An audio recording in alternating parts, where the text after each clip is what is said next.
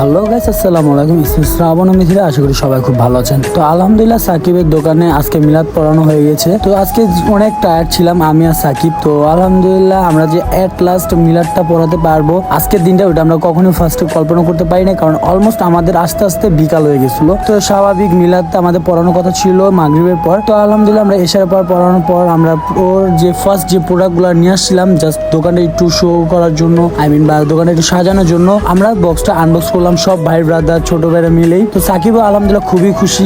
আশা করি শুধু সাকিব আর আমাদের ভাই ব্রাদারের মধ্যে শোরুমটা থাকবে না, আমাদের সকল ভাই ব্রাদার ছোট ভাই যারাই থাকুক না কেন, ইভেন এই ভিডিওটা যারা যারা দেখছেন সবাই একবার হলো ভিজিট করে যাবেন আমাদের এই দোকানটা।